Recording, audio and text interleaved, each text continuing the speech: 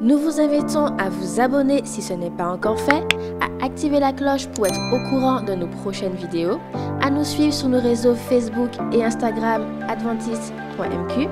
Bon visionnage et prenez soin de vous.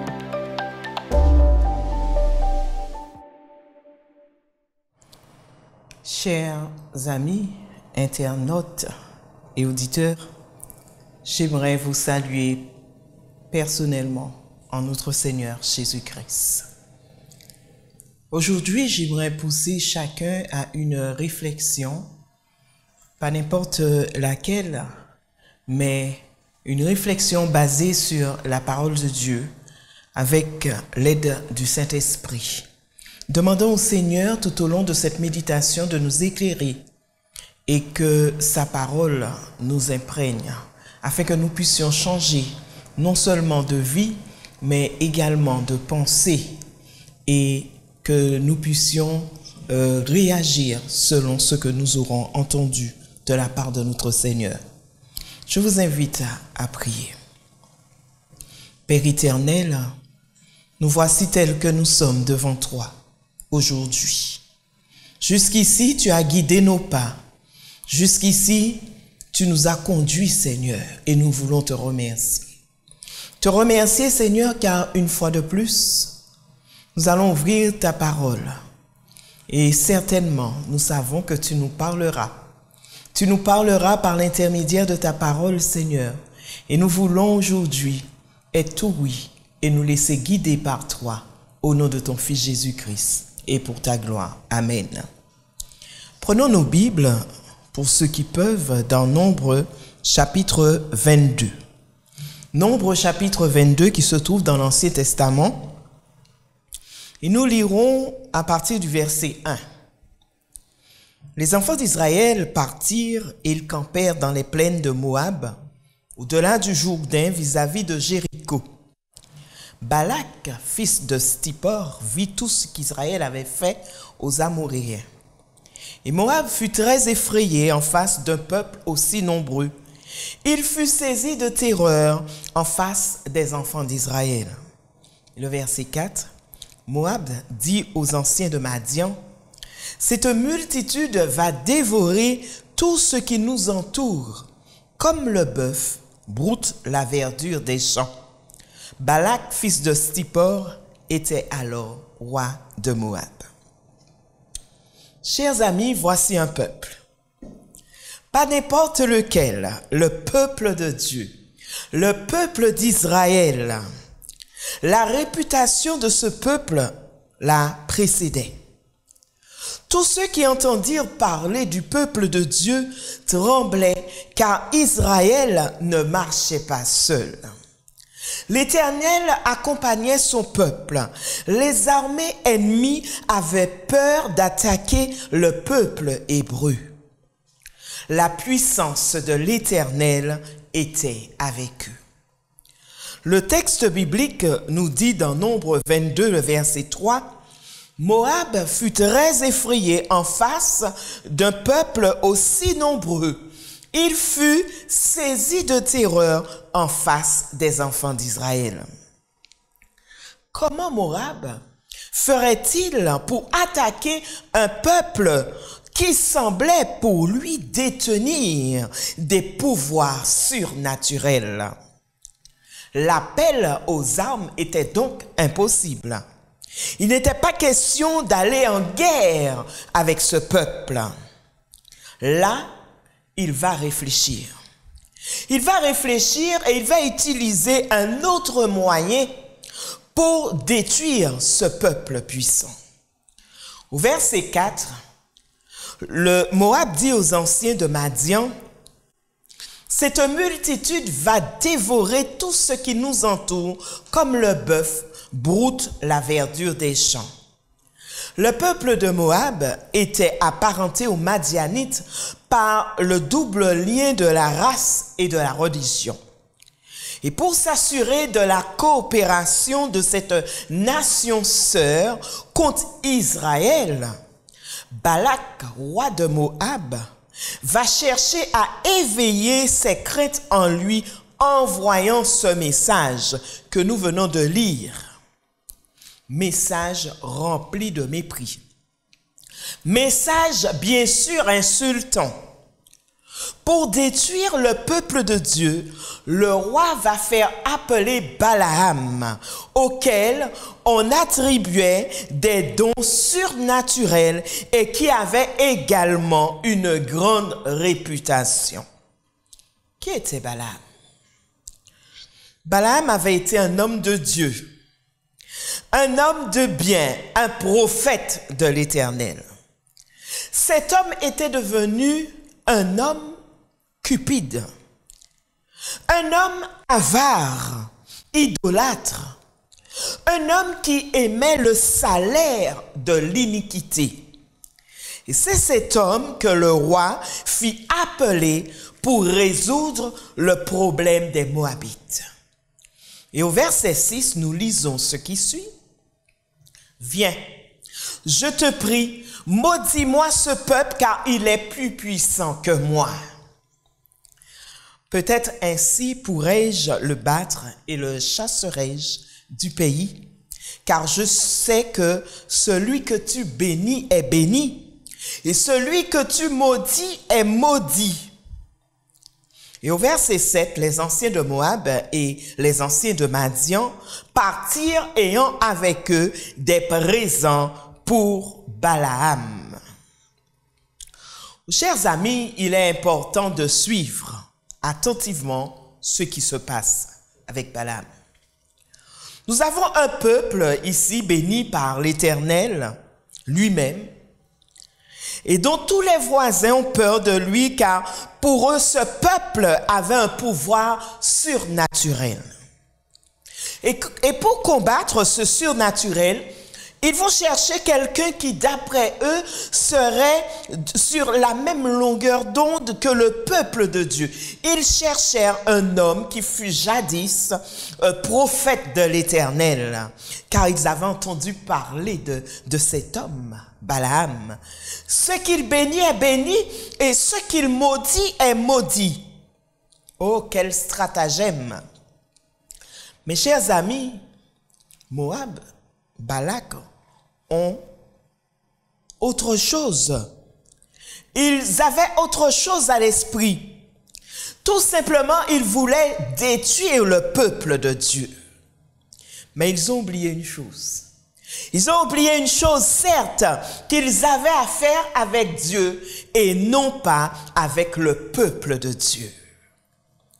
Retenons, lorsque les autres ou encore nos ennemis voudront nous faire du tort, ils iront chercher ce qui jadis fut des nôtres, ceux qui sont ballottés par tout vent de doctrine, ceux qui ont un pied en dedans, un pied en dehors, ceux qui ne sont pas enracinés dans la parole de Dieu, ceux qui sont là avec nous, mais en réalité sont déjà partis.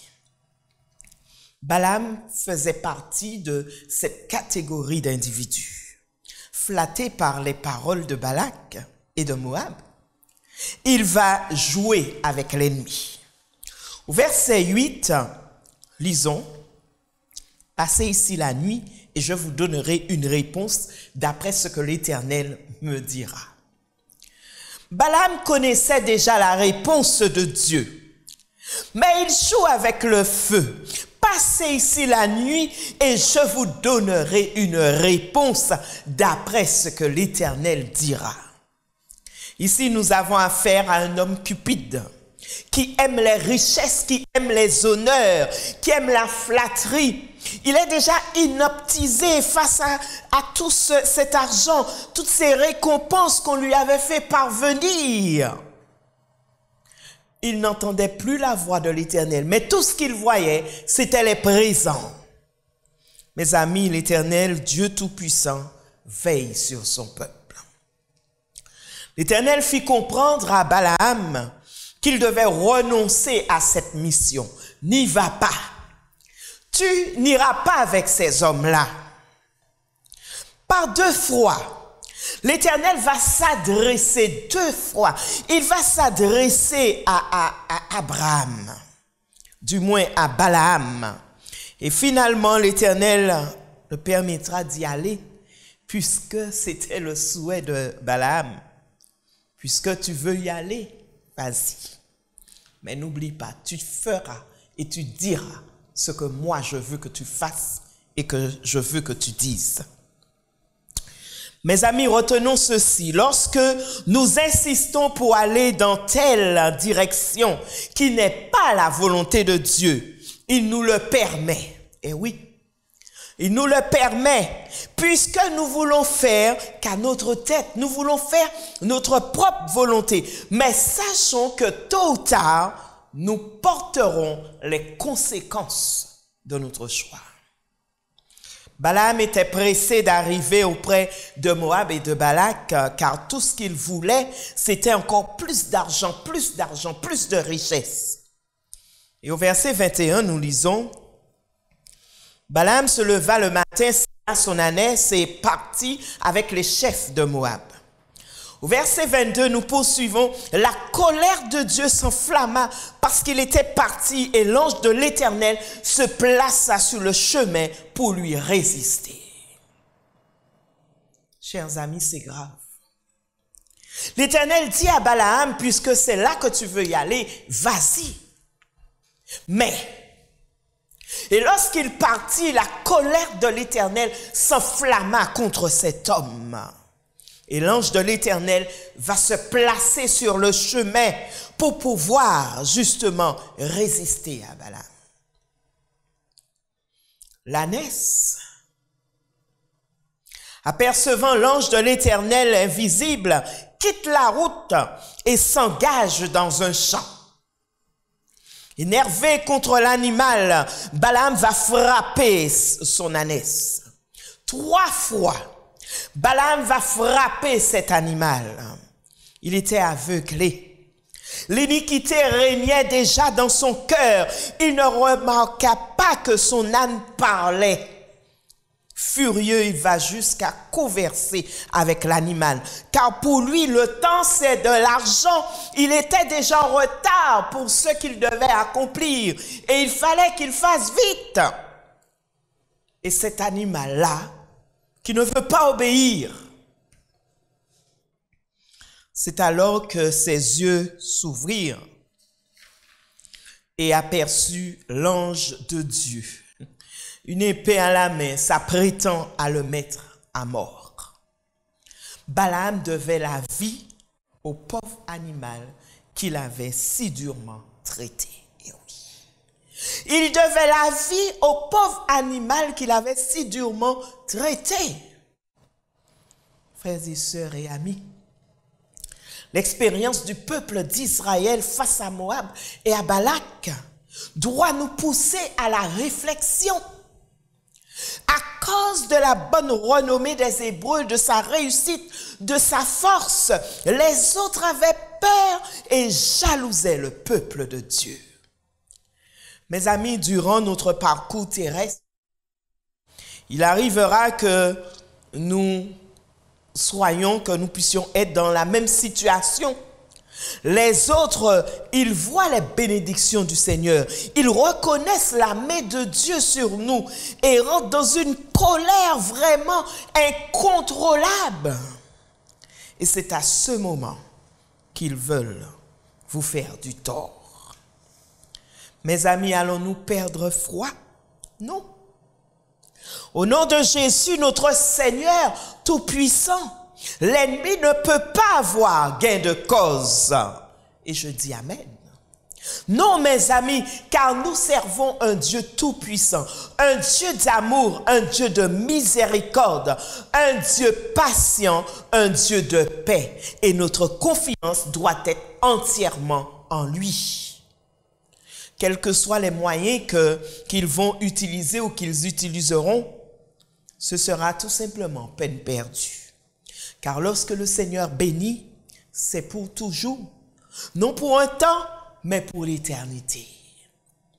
Nous n'avons rien à craindre, absolument rien. Même si la trahison venait de nos proches, de nos parents, de nos amis, relevons la tête et faisons confiance à Dieu. Ils utiliseront certainement de la sorcellerie, mais peine perdue. car l'Éternel est ma protection, dirais-je. L'Éternel est mon bouclier, l'Éternel est mon tout. Aucun malheur ne t'arrivera, aucun fléau n'approchera de ta tente. Le crois-tu réellement? Fais-tu confiance au Seigneur? Ils vont vous insulter. Ils vont aussi vous haïr. Ils vont tout faire pour que vous soyez au plus bas. Mais le Seigneur veille et déjoue tous leurs plans. Je répète, le Seigneur veille et déjoue tous leurs plans. Parce que l'Éternel est mon berger, que je ne manquerai de rien. Parce que l'Éternel a formé sur vous des projets de bonheur et non de malheur. Craindrai-je l'homme? Craindrai-je le méchant? Dans ce monde de cupidité, beaucoup se perdront avec leur argent, leur orgueil et également leur méchanceté.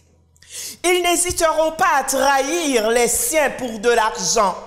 Le diable leur dit, tout comme il a dit à Balaam, « Viens, je te comblerai d'honneur et d'argent. » Aujourd'hui, beaucoup veulent s'enrichir. Peu importe les moyens utilisés, l'importance, c'est la finalité. L'importance, c'est le résultat. Perdrai-je mon âme pour les richesses et les honneurs de ce monde? Perdrai-je le salut éternel pour la satisfaction du moi? Oh non, chers auditeurs. Et oh non, chers internautes. Non. Le Seigneur a payé de sa vie pour que vous et moi, ayons la vie éternelle. Et très bientôt, chacun aura des comptes à rendre à son Seigneur. Que direz-vous? Que ferez-vous? Quelle excuse inventerez-vous? Le moment, c'est maintenant. Humiliez-vous devant votre Créateur. Humilions-nous devant notre Créateur, notre Rédempteur, notre Médiateur, notre Sauveur. Recherchons sa face et pratiquons le bien. Fuyons le mal, fuyons la corruption, fuyons la cupidité, fuyons l'orgueil et revenons à l'Éternel, chers amis. Ne laissons pas l'ennemi de notre âme nous utiliser pour faire du tort aux enfants de Dieu. Arrêtons de paraître. Soyons vrais.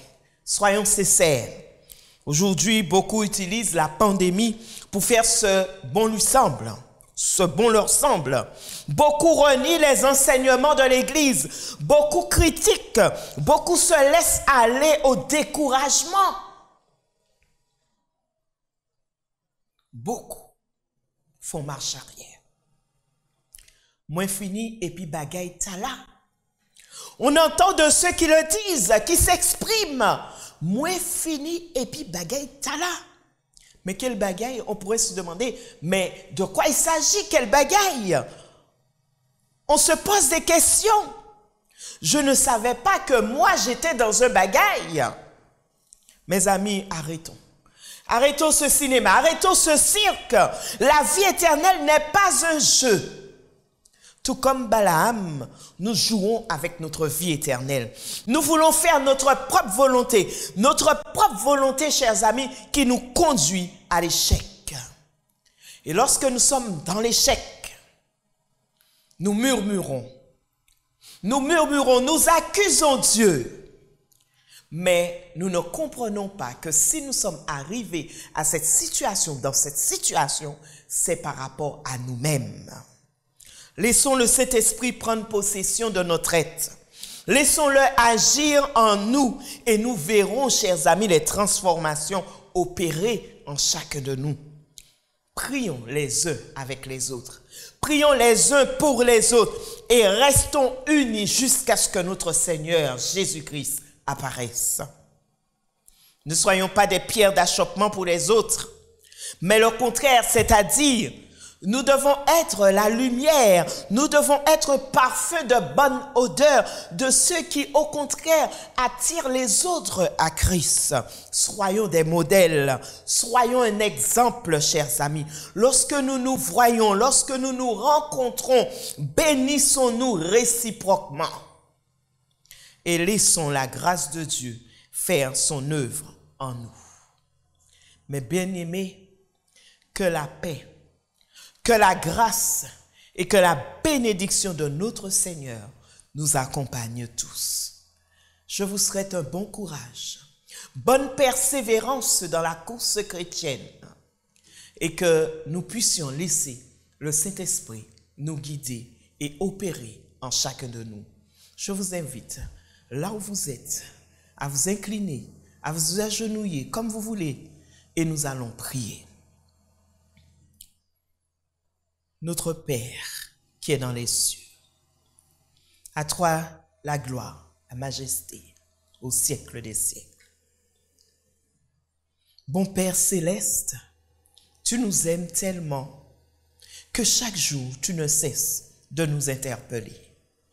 Déjà, Seigneur, tu as envoyé ton Fils sur une croix pour pouvoir nous sauver de nos péchés, de nos iniquités. Ô Seigneur, nous te sommes infiniment reconnaissants pour cela. Qui sommes-nous, Seigneur? Qui sommes-nous?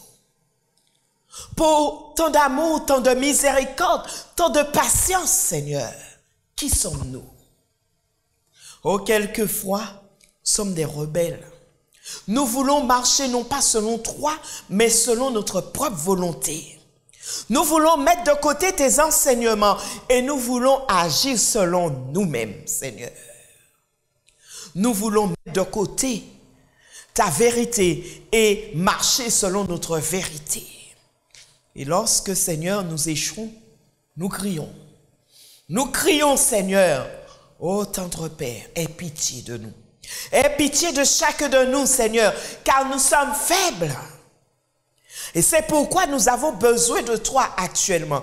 Nous avons besoin de ta grâce, nous avons besoin de ta puissance, car sans toi, nous ne sommes rien, Seigneur. À l'exemple de ce peuple que tu as choisi pour porter ton nom au devant des nations, Seigneur, qui devait être un exemple devant les autres, proclamer ta parole, proclamer ton Saint-Nom. Nous, Seigneur, nous sommes ce peuple aujourd'hui.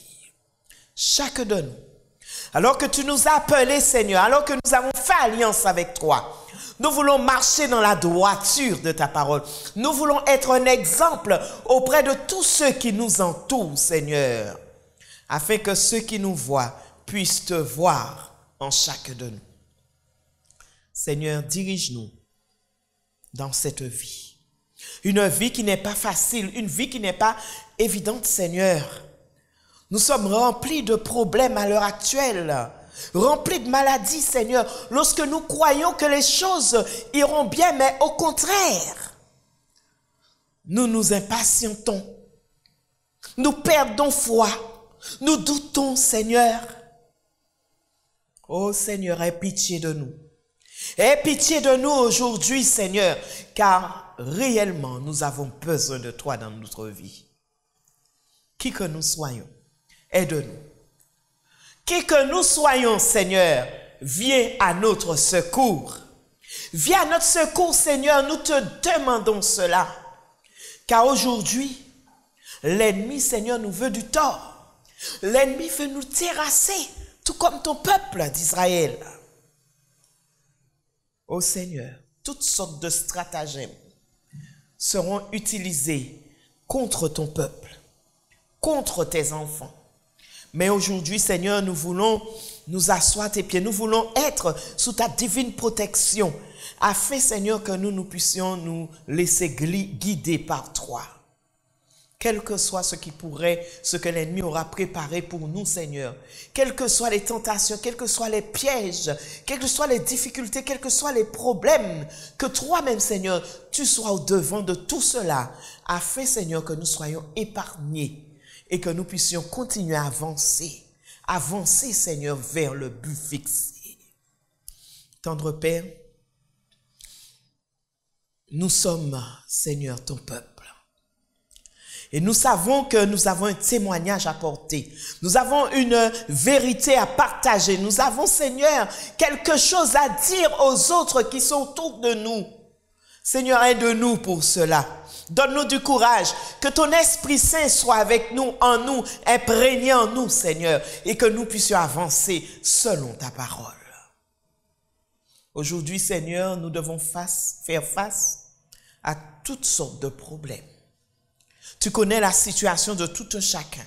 Tu connais, Seigneur, nos désarrois, nos craintes, nos problèmes, nos difficultés, Seigneur, nos stress. Tu connais tout cela et c'est pourquoi nous te demandons, Seigneur, de le prendre actuellement, à l'heure actuelle. De prendre tout cela afin que nous puissions, Seigneur, ne pas être gênés afin de pouvoir avancer sur le chemin que tu nous as tracé. Il y en a de ceux qui sont en train de regarder ou d'écouter, Seigneur, et qui ont des problèmes dans leur vie, qui ont une maladie à gérer, qui sont stressés par le coût de la vie, Seigneur, qui ont des problèmes avec leurs conjoints ou leurs conjointes, avec leurs enfants, avec leurs voisins, avec les parents, Seigneur. Quel que soit le problème. Problème avec des collègues au travail, directeurs, directrices. Tu connais tout, Seigneur. Nous voulons te confier tout cela. Car nous savons que ces problèmes ne sont pas trop grands pour pouvoir, Seigneur, les résoudre. Et c'est pourquoi nous te demandons à l'heure actuelle, non pas te commander, Seigneur, mais nous te supplions, nous te demandons, Seigneur, d'intervenir dans la vie de tout un chacun. Que nous soyons hommes, que nous soyons femmes, que nous soyons jeunes, que nous soyons enfants, que nous soyons plus âgés, Seigneur, mais que tu interviennes et que ta volonté se fasse et non pas la nôtre. Ô tendre Père, merci. Merci Seigneur, car nous savons que tu nous répondras.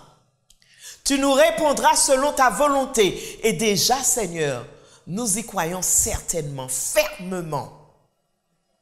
Ô tendre Père, bénis-nous tous.